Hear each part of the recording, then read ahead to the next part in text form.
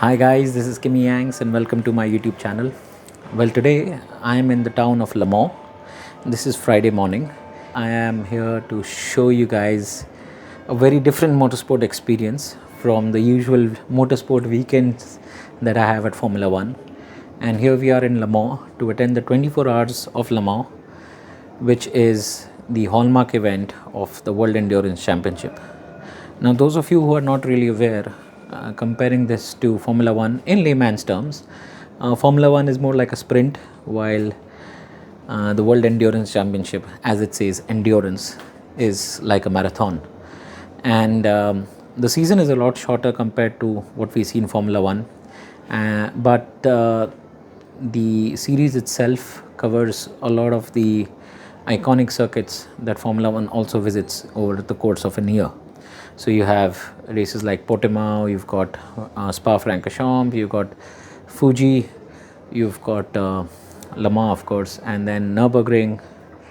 Silverstone, that's there. So Monza is there as well. How could I forget Monza? So, but then of course the race length keeps changing at every track. So in Sebring, that's in the US, you've got the 1,000 hours of the 1,000 miles of Sebring. Whereas in Monza, you've got the 6 hours of Monza. In Spa, you've got the 6 hours of Spa.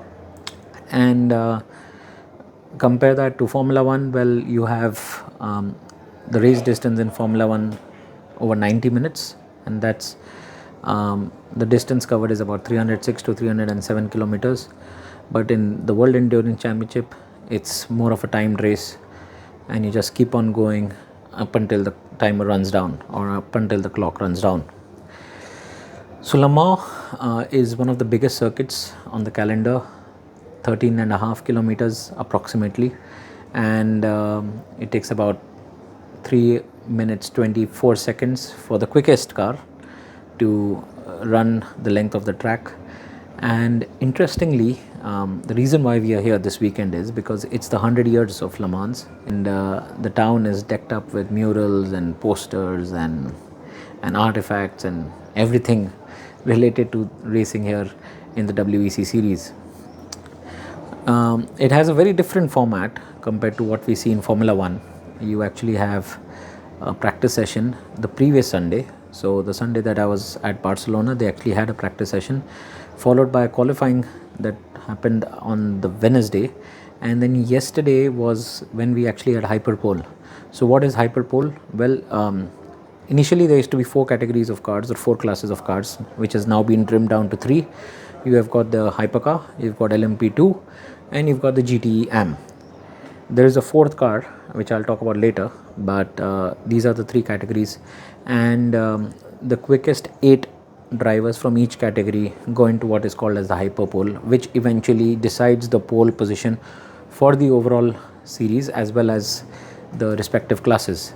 So Ferrari Hypercar have secured a front row lockout for the race, and it's Antonio Fuoco in car number 50 who will be on pole position at the 100th race of Le Mans, which is a very big thing, and it's a hallmark event. Besides that, we also have a 4th car, like I was telling you guys about, and NASCAR decided to compete, or rather, bring a car to the event, and it's being driven by Jenson Button, which is going to be really interesting. Besides that, you also have some feeder events like the Porsche Carrera, you got the Ferrari Challenge, and you got the Road to Le Mans series, which is one of the support events. And we have Valentino Rossi, the MotoGP world champion, 9 times of course, racing in the Road to Le Mans. So that's going to be quite a showstopper as well. So what is so special about Le Mans, and why is this such a big event to attend, and why is it that the who's who from the motorsports world want to be a part of this? Well, there's something called as the Triple Crown, and it's every racer's dream to have that accolade in his motorsports career. Well, what is exactly the Triple Crown? So we've got 3 races. We've got the F1 Monaco Grand Prix, we have the Indy 500 that's held in the US, and then we've got the 24 hours of Le Mans. Should a driver win all of these races, he gets the title of the Triple Crown winner. So this is definitely a very, very special thing to have There have been many drivers who've achieved it. Some have come close, like Fernando Alonso. Other than that, there is a huge speed differential between the three classes. So hypercars are of course the quickest cars on the grid, followed by the LMP2s and then the GT AMs. Like I said previously in this video, the pole position time was somewhere around the 3-minute 23 mark.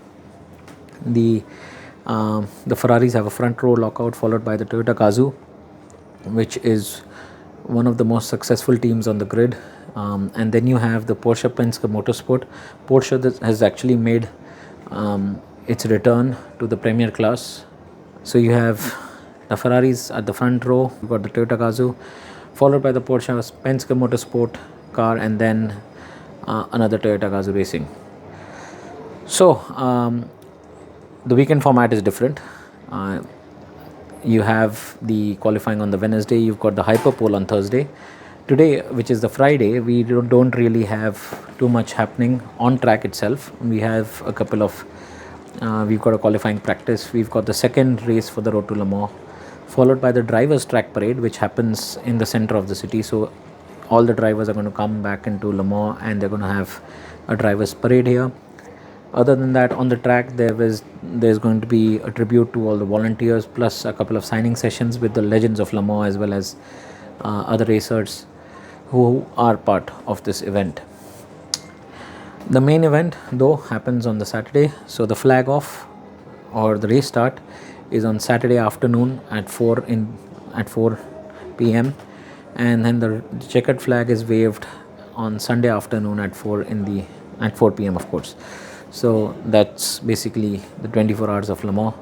And after the Sunday afternoon, I'm sure there'll be huge celebrations and it's going to be something very big in the city, because it's not every day you get to witness 100 races. So yes, this is about it, and I'll share more with you all once I'm at the track, and let's see what else I can cover once I'm at the circuit itself. Really excited about it. It's a very different experience compared to Formula 1. Hoping to have the privilege of being a lot closer to the action than I am in Formula 1, and it's going to be a real test of grit and character and resolve as I try to sit through the 24 hours from Saturday afternoon till Sunday. Anyways, this is about it. More to follow, so keep following this video and I'll see you guys very soon.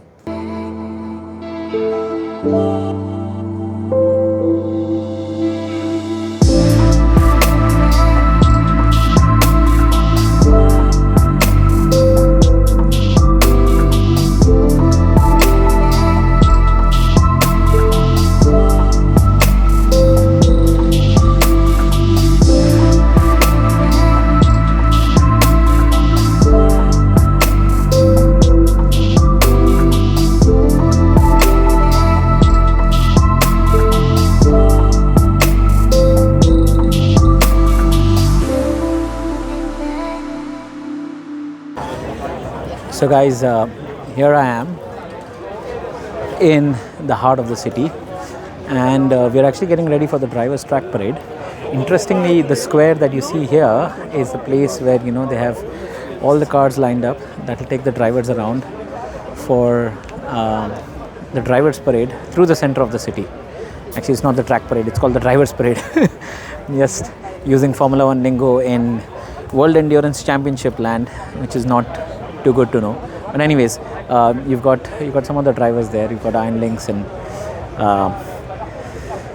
yeah, the Prema boys, and yeah, it's crazy. I mean, wow, it's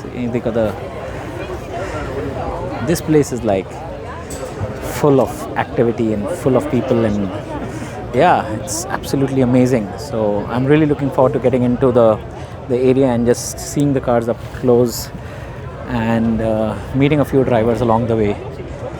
And yeah, this is intense, this is unbelievable, this is really overwhelming, but this is the beauty of Le Mans, something that you don't get to witness every day.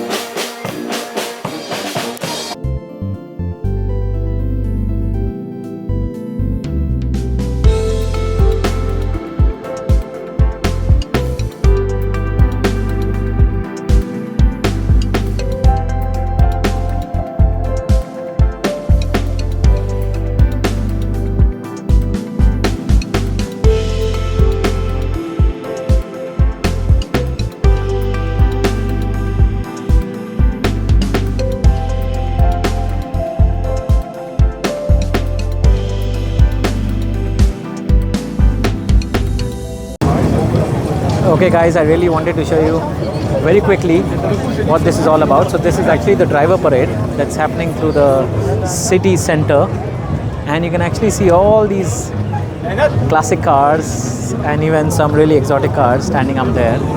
And you have the NASCAR to Le Mans team here featuring Jimmy Johnson, Rockefeller and the good old Jenson Button.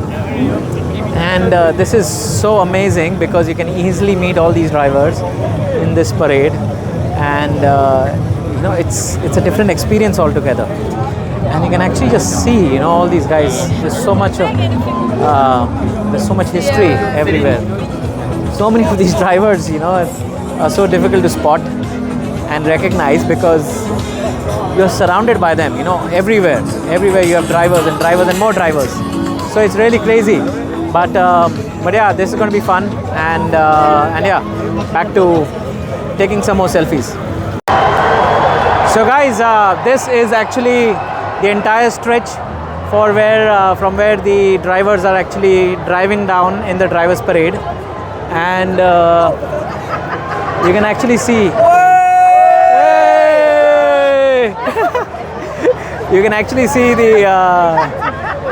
I don't know if it's visible, but there's a huge walkway down around here, and you have the drivers throwing some souvenirs and race flags and whatnot. I mean, it's a big carnival out here, man. This is next level. I'm so happy to be part of this. I'm so thankful to be here. It's such a privilege. Very few people, you know, get the opportunity or get the chance to live this kind of experience, and here I am trying to live it out and document it all. So it's crazy. But yes, that is how the track parade, or rather, sorry, the drivers parade works. Let me just extend it furthermore. And yeah. Oops, there you go.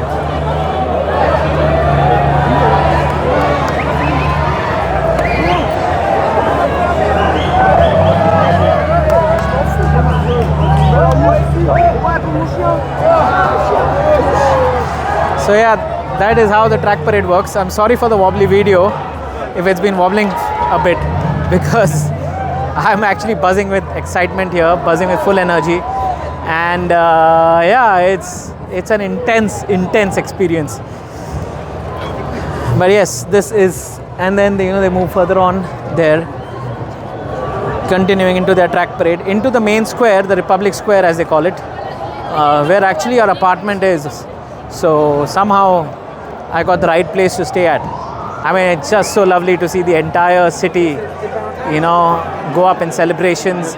You can see people out there, my God, you know, you can actually see people out there looking out from the balconies at this spectacle that they get to witness once every year.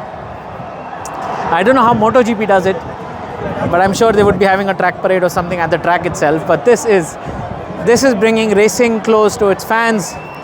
This is bringing racing as close to people as they can bring it, making experiences accessible for people,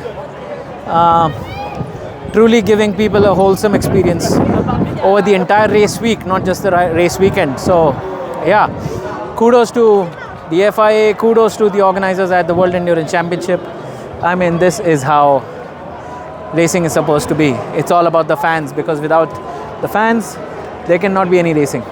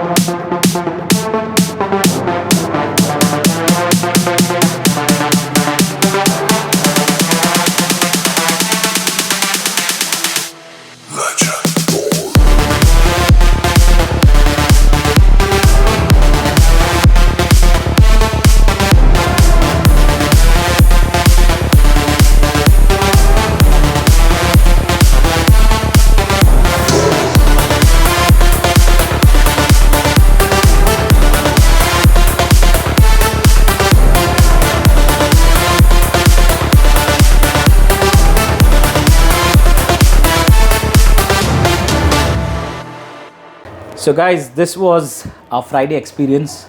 Well, there was not much to show you guys on track because there was hardly any action happening on track. Whatever was happening was off it, and it was quite an eventful but at the same time a non-eventful day. So we started out not really early in the morning, but yeah, we started out in the morning, took the tram into the circuit. We got in through the east entrance, but then we had to make our way back, one to pick up our race passes, and the second was to be a part of the drivers parade that actually happens through the center of this town of Le Mans, which is quite an interesting thing. I'll talk about this more later in my video. And yeah, on our way back to the city center, after loitering around for a bit at the track, we bumped into three guys who just got onto the tram, and we started to have a random conversation. And one of them was actually quite instrumental in building the powertrains that went on Lewis Hamilton's car when he went on to win those 6 championships in the turbo era with Mercedes-Benz. So he turned out to be like a guru in powertrain building, because later in the day, when some of the other folks from Mercedes were actually at a bar and they realized that this guy was there, they were in awe and yeah, just giving him his salutations and the respect that and the credit that he deserved. So yeah, that was brilliant. And his friend is working in Brixworth with the Mercedes powertrain units, and his son is in Northampton working with Cosworth. So yeah, these 3 guys were on a different plane altogether, and the experience went to a different plane for all of us. And here I have and his father Steve was instrumental in helping Mario Andretti and Michael Andretti in the Ford Cosworth XWB back in the 90s. That's some history for you. Build an amazing car. But look, Ankush, he's the man. Look, all I can say is this: Le Mans is just an amazing experience. Thanks to this guy, I'm here. He pushed me, and I will say this: I've been to Monaco. Take Monaco off your bucket list. Le Mans should be on everyone's bucket list, because Le Mans is just an amazing experience. The people, the food, the energy. I mean, there's just so much hospitality here. Now, mind you, brush up on your French. At least learn how to ask for water, bread, and maybe lunch, because they do not even bother. We tried to order a couple of taxis a couple of days. They would not even know how to answer the phone. It took Ankush 3 or 4 calls to finally figure out how to get a proper guy that can speak or translate into English. But look, putting aside that challenge, look, we've been all over the world, but at the end of the day, Le Mans is definitely, talk to this guy. He can recommend you some places to stay at. We've seen it all. We've done it all. The tram for sure is the easiest way to get in and out of the track on Friday. Tomorrow we'll give you another update, but for sure today, I mean, Uber was 15-minute wait. Yeah, a 15-minute wait for the car to come in, and and then a 25-minute drive. Yeah. So honestly, for like, I don't know, like €8, you're able to go to and from the track. Yeah. But honestly, just if you have any bucket list races, put them aside. Le Mans, I think, not putting aside all the track, amazing experience. We got the opportunity to actually take a picture with the pole sitter, Antonio Fuoco, Giovinazzi, and watch a lot of amazing cars. I mean, Ankush can go through the list and you'll see his pictures posted later. A lot of amazing people, engineers, drivers on picture. But this guy right here, he is your travel agent, to say the least. Where to eat, where to eat. We found an amazing Indian restaurant yesterday, an amazing restaurant. There's a couple good restaurants. Being Mexican, not spicy enough, but you know what? It was still amazing food. Met a couple of local blokes that we met today. Amazing people. And that's just to show you the energy that you can talk to somebody on the tram and you become friends for the rest of, I hope, my life, because the people were just amazing energy. We bumped into more people at the racetrack, at the bars, talking, drinking, eating, just relaxing. But the energy is just so relaxed. There's people still outside talking, but the level of energy right now, it is just so family oriented. Please do not discard Le Mans. Le Mans is an amazing race. Don't be threatened. Don't be scared. The people here are so welcoming. Simple as buying a croissant at the bakery down the street. Friendly people, coffee. Look, all I can say is this: he's got a lot to say. Amazing day today. Very laid back. Yeah. Unexpected day, and he'll go into the details. But look, things happen for a reason, and the reason is the best. Just let fate guide you, and I guarantee you will not regret it. This guy, he's the man. I've known him for so many years. This guy knows his stuff, and all I can say is Ankush is an amazing guy, and I love this guy. And so I'll get out of your way, let him talk and do his whole little routine. Cheers, guys. And everybody in India and the rest of the world, cheers to all of you. Be safe and God bless. Thanks, Raul. This is my friend Raul out there. Big Ferrari fan. Loves his motor racing. Travels the world to watch the races.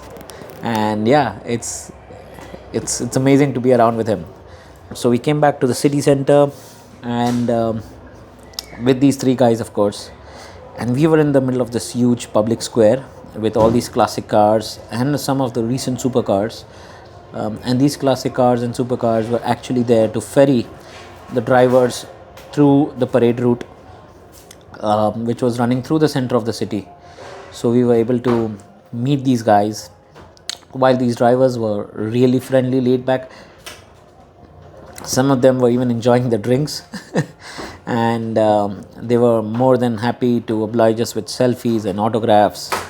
While on the parade itself, they were tossing over souvenirs like flags and t-shirts and caps and whatnot. So yeah, it's more about bringing the racing to the fans' doorsteps rather than the other way around. And I really enjoyed what I saw today. I mean, the entire parade route was full of people cheering on their drivers, cheering on the teams. Just a carnival out there. And it really took the experience of attending a race like Le Mans, especially the Centenary, to a different level altogether. The parade done and dusted. We went from there to have our lunch, and then some of these guys were like socializing over a few drinks in the bar. Well, not a few, but a lot more. But interestingly, we bumped into some more people from Mercedes. There were engineers from Brackley, there were engineers from Brixworth, and yeah, it was an unbelievable experience because it's really nice to see these guys who are actually working so hard in the factories over time, driven to perform, motivated to deliver, and bound to give upgrades and machinery that is required to win championships. And it's nice to see these guys away from that high stress environment, the demanding environment that Formula One has, and just enjoying a series that is very much different to what they see in Formula One or what they experience in Formula One. Like I had said in the earlier part of this video, this is more like a marathon rather than a sprint.